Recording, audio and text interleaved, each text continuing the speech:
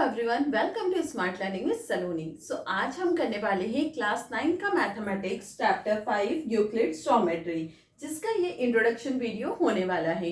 Introduction में हम सारे बेसिक पॉइंट समझेंगे, डेफिनेशन समझेंगे, फॉर्मूला समझेंगे, ताकि एक्सरसाइज में कोई भी दिक्कत ना आए। चलिए स्टार्ट करते हैं। सबसे पहले हम ये समझते हैं यूक्लिड जो है वो क्या है। यूक्लिड जो है वो एक ग्रीक मैथमेटिशियन है जिनने ज्योमेट्री की स्टडी करी है और उन्हें फादर ऑफ ज्योमेट्री भी बोला जाता है। यूक्लिड क्या है? ग्रीक मैथमेटिशियन है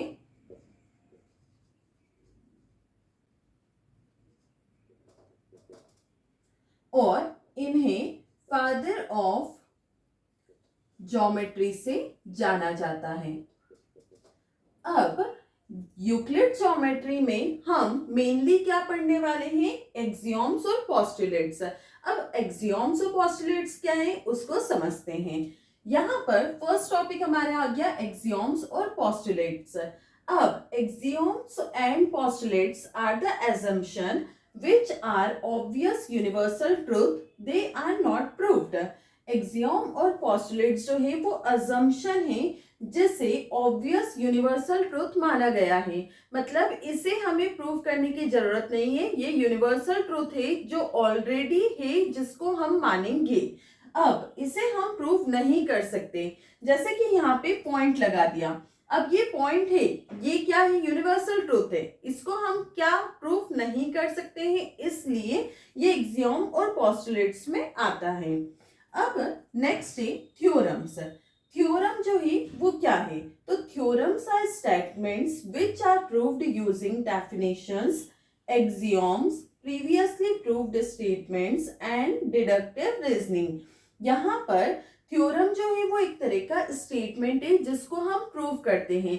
कैसे प्रूव करते हैं? डेफिनेशंस का यूज करते हैं हम प्रूव करने के लिए, एक्सियोम्स का यूज करते हैं, प्रीवियसली प्रूव्ड स्टेटमेंट मतलब जो हम पहले प्रूव्ड कर चुके हैं स्टेटमेंट्स उनका यूज करते हैं थ्योरम्स में, और डिडक्टिव रीजनिंग मतलब कुछ रीजनिंग्स का भी यूज करते हैं। तो स्टेटमेंट जो है वो हमें दिया जाता है, जिसको हम प्रूव करते हैं उसे बोलते हैं थ्योरम, और जहां पर यूनिवर्सल ट्रूथ है जिसको हम प्रूव नहीं कर सकते उसे बोलते हैं एक्सियोम और पोस्टुलेट्स। आई होप इतना टॉपिक आपको क्लियर हुआ होगा। चलिए नेक्स्ट टॉपिक समझते हैं। डेफिनेशंस। यूक्लिड ज्योमेट्री की डेफिनेशंस में क्या क्या है? फर्स्ट है, यहाँ पे टोटल 7 पॉइंट्स है। फर्स्ट पॉइंट है, a point is that which has no part. एक जो पॉइंट होता है उसका कोई भी पार्ट्स नहीं होते हैं। जैसे यहाँ पे एक डॉट लगा है, ये क्या हो गया? पॉइंट। इसको अब हम पार्ट्स में डिवाइड नहीं कर सकते हैं। A point is that which has no part, मतलब कि एक पॉइंट के कोई भी पार्ट नहीं हो सकते। नेक्स्ट है, अ लाइन इज ब्रेथलेस लेंथ। एक लाइन है, यहाँ पे हमने एक लाइन ड्रॉ करी, इसके ब्रेथलेस लेंथ है, मतलब लेंथ तो है लेकिन इसकी ब्रेथ नहीं होती है। कभी भी हम लाइन का ये नहीं बोलते कि इसकी ब्रेथ इतनी है। तो a line is breathless length. Next है, the end of a line are points. जो लाइन के एंड्स होते हैं वो होते हैं पॉइंट्स। जैसे हम रिप्रेजेंट करते हैं लाइन ए बी, तो ये क्या हो गया? पॉइंट्स, ए पॉइंट से बी पॉइंट तक। नेक्स्ट है, the straight line is a line which lie evenly with the points on itself. जो स्ट्रेट लाइन होती है वो एक लाइन होती है जो इवनली विद द पॉइंट होती है ऑन इटसेल्फ, मतलब इसके साथ अपने खुद के पॉइंट होते हैं। जैसे यहाँ पे लाइन हमने ड्रॉ करी, अब यहाँ से यहाँ तक अपने खुद के उसके पॉइंट से कि ये लाइन इतनी है ए से बी तक, उसके पॉइंट्स खुद के होते हैं। नेक्स्ट है, a surface is that which has length and breadth only. एक मान लो सरफेस है, एक टेबल है जिसका हमने सरफेस ड्रॉ करा, ये सरफेस की क्या हो जाएगी? लेंथ, ये क्या हो जाएगी? ब्रेथ। तो सरफेस जो होता है उसके लेंथ और ब्रेथ होती है। अब the edges of a surface are lines. जो एजेस होती है, एजेस मतलब lines, edges of a surface are line, मतलब ये जो आउटर सरफेस होता है उसे एज बोलते हैं, वो क्या होती है? लाइंस होती है किसी भी सरफेस की। नेक्स्ट लास्ट है, a plane surface is a surface, जैसे हमने यहाँ पे बनाए, इसको हम मान लेते हैं ये 2D फिगर है। प्लेन सरफेस एक ऐसा सरफेस होता है जो लाई करता है evenly with the straight line on itself. इसकी ये स्ट्रेट लाइंस होती है खुद की ही। तो मतलब कोई भी सरफेस होता है उसके आसपास की बॉर्डर जो होती है उसे क्या बोलते हैं, लाइंस। तो यहाँ पर हमने कुछ डेफिनेशन समझी। ये वाला टॉपिक आई होप आपको क्लियर हुआ होगा। नेक्स्ट टॉपिक देखते हैं। चलिए नेक्स्ट टॉपिक देखते हैं, एक्सियोम्स। एक्सियोम्स में टोटल 7 एक्सियोम्स है हमारे पास, जिसको एक एक करके हम समझने वाले हैं। फर्स्ट है, things which are equal to the same thing are equal to one another. कुछ जैसे यहाँ बोला है थिंग्स जो इक्वल है सेम थिंग के, वो इक्वल होगी वन अनदर के भी। कैसे? जैसे यहाँ पे अगर हमने लिखा A is equal to B और यहाँ पे हमने लिखा B is equal to C, A B के इक्वल है, B C के इक्वल है, तो यहाँ पर A और C भी इक्वल होंगे। A और C भी क्या होंगे, इक्वल होंगे। नेक्स्ट पॉइंट है, if equals are added to equals the whole are equal. जब इक्वल्स में हम ऐड करते हैं इक्वल को, जैसे यहाँ लिखा है 5 इज इक्वल टू 5, ये इक्वल से इसमें ऐड करेंगे इक्वल्स, मतलब कि 1 को हम बोथ साइड प्लस करते हैं तो क्या आएगा, 6 इज इक्वल टू 6, मतलब कि इक्वल्स में ऐड करते हैं इक्वल्स तो होल पार्ट भी क्या होगा, इक्वल ही होगा। नेक्स्ट है, if equals are subtracted from equals. Equals में से सब्ट्रैक्ट करते हैं इक्वल्स को, सेम ले लेते हैं, 5 इक्वल टू 5 है, इसमें इक्वल्स को माइनस करेंगे, -1 तो ये क्या आएगा, 5 - 1 4 इक्वल टू 5 - 1 4, तो होल पार्ट भी क्या हो गया, मतलब रिमाइंडर्स वो क्या हो गए, इक्वल। नेक्स्ट है, things which coincide with one another are equal to one another. जैसे कि यहाँ पे हम मानते हैं हमारे पास 2 सर्कल्स हैं। अब एक पूरा ब्लैक शेडेड है और एक वाइट है। अगर मैं ब्लैक को व्हाइट के ऊपर रख दूं तो व्हाइट जो है वो पूरी तरह से छुप जाएगा, और अगर व्हाइट को ब्लैक के ऊपर रख दूं तो ब्लैक जो है वो पूरी तरह से छुप जाए, तो उसे हम क्या बोलते हैं कि वो कोइंसाइड विद वन अनदर है और इक्वल है वन अनदर। मतलब ये दोनों शेप जो है वो इक्वल होनी चाहिए, जब वो कोइंसाइड हो सकता है मतलब वो पूरी तरह से दूसरे को हाइड कर ले। नेक्स्ट है, the whole is greater than the part. अब यहाँ पे हम एक सर्कल बना लेते हैं, ये पूरा एक होल पार्ट है, अगर उसमें से हम कुछ पार्ट निकाल लें, ये मान लेते हैं हमारे पास पिज्जा है, इसमें से एक पार्ट हमने निकाल दिया, ये वाला पार्ट हमने बाहर कर दिया, तो ये बोल रहे हैं कि होल पार्ट जो है तब भी ग्रेटर होगा पार्ट से। ये वाला जो है वो एक पार्ट है, मतलब ये 1 पार्ट मान लिया हमने, और ये पूरा होल है, इससे ये तब भी बड़ा होगा होल पार्ट। अब नेक्स्ट है, things which are double of the same thing are equal to one another. जैसे कि यहाँ पे हमने लिया हमारे पास है 2 में अगर हम मल्टीप्लाई करते हैं 2 का, तो ये इक्वल होगा वन अनदर, मतलब तब आंसर क्या आएगा, 4 ही आएगा। किसी भी चीजों का हम डबल करेंगे तो वो दोनों वापस से क्या हो जाएगी, इक्वल। नेक्स्ट है, थिंग्स विच आर हाफ्स। अगर किसी चीज का हाफ करते हैं तो सेम थिंग इक्वल होगी वन अनदर के। मान लेते हैं हमारे पास एक सर्कल है, सर्कल को हम हाफ पार्ट में डिवाइड करते हैं तो ये दोनों पार्ट जो है वो इक्वल हो जाएंगे। तो इसी के साथ हमारे जो 7 एक्सियोम्स है वो कंप्लीट हो चुके हैं। आई होप आपको क्लियर हुए होंगे, बिल्कुल ही सिंपल से हैं। चलिए नेक्स्ट टॉपिक देखते हैं।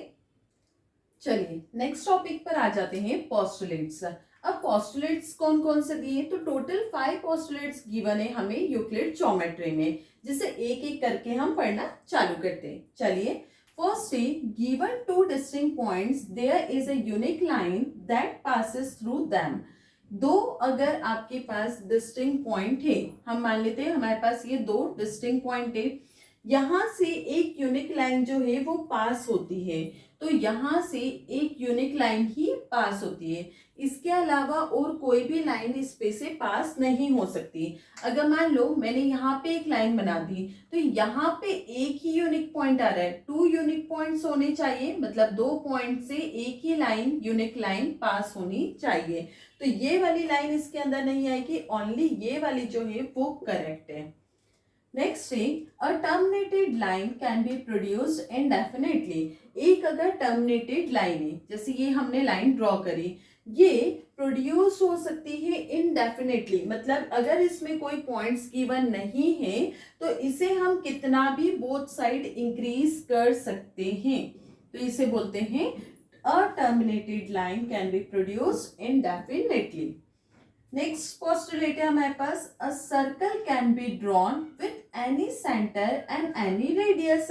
एक सर्कल जो है किसी पॉइंट से किसी भी रेडियस के साथ ड्रॉन किया जा सकता है। अगर यहाँ पे हमने एक पॉइंट लगाया, आप कंपास खोलेंगे और उससे एक सर्कल ड्रॉ करेंगे।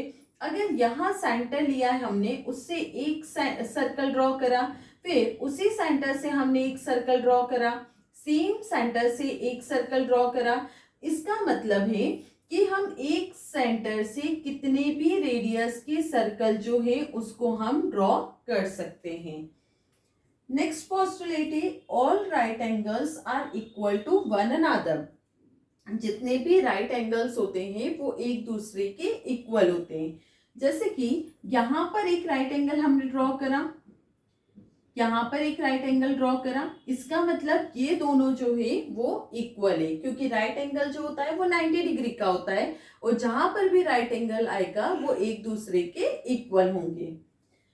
नेक्स्ट और लास्ट पोस्टुलेट है, if a straight line falling on two straight line.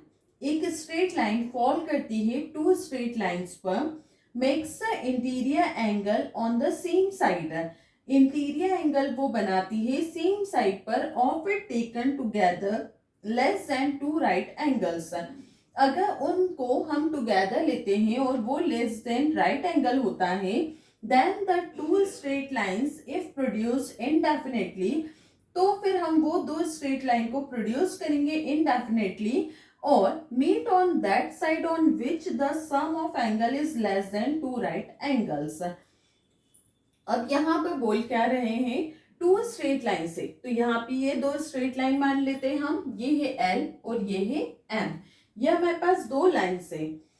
If a straight line falling on two straight line, एक स्ट्रेट लाइन फॉल कर रही है टू स्ट्रेट लाइन पर, इसको हम मान लेते हैं A।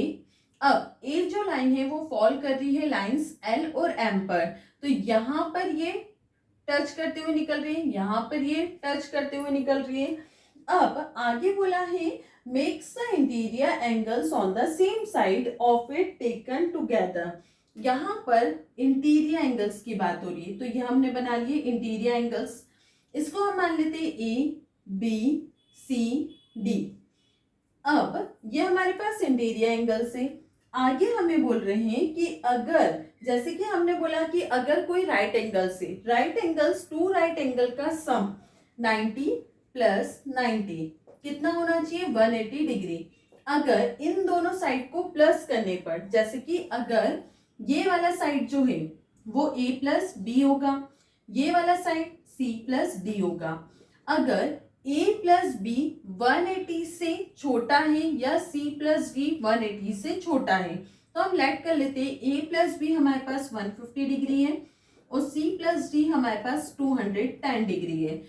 ये 150 जो है वो 180 से छोटा है, 150 इज स्मॉलर देन 180 डिग्री।